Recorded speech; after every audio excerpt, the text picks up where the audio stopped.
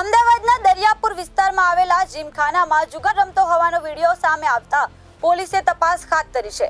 દારૂ પછી હવે જુગારનો વિડીયો વાયરલ થતા શહેરમાં ખળબળાટ મચી છે. આ વાયરલ વિડીયોમાં જીમખાનામાં મેમ્બરો સિવાય પણ અનેક લોકો જુગાર રમતા જોવા મળ્યા હતા. વિડીયો ઉતારવામાં આવી રહ્યો છે એવી જાણ થતાં જ જુગારીઓ ત્યાંથી ભાગી ગયા હતા. નમસ્કાર, હું છું કવિતા સોલંકી અને આપ જોઈ રહ્યા છો VR લાઈવ. ગુજરાતનો વધુ એક એવો વિડીયો સામે આવ્યો છે જે તમારી નામાલી પોલીસ કાર્યવાહી પર શંકા પેદા કરે છે. અમદાવાદના દરિયાપુર વિસ્તારમાં આવેલા જીમખાનામાં લગ્નના સમારોહ જેમ જુગાર રમાતો હોવાનો વિડીયો વાયરલ થયો છે. ગુજરાતનો વધુ એક એવો વિડીયો સામે આવ્યો છે જે તમારી નામાલી પોલીસ કાર્યવાહી પર શંકા પેદા કરે છે.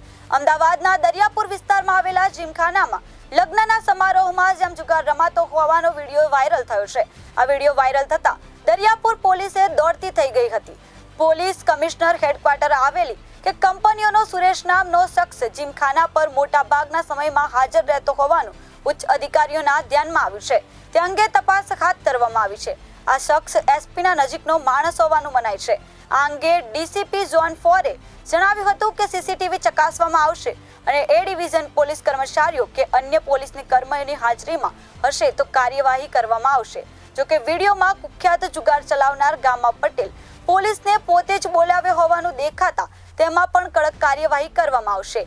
અગાઉ આ જીમખાનામાં સ્ટેટ મોનિટરિંગ સેલે રેડ કરી હતી અને મોટી સંખ્યામાં જુગારીઓ પકડાયા હતા.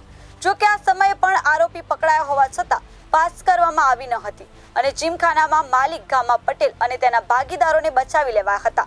તે સમયે પણ સ્થાનિક પોલીસ અને એજન્સીઓની શંકાના દાયરામાં આવી ગઈ હતી.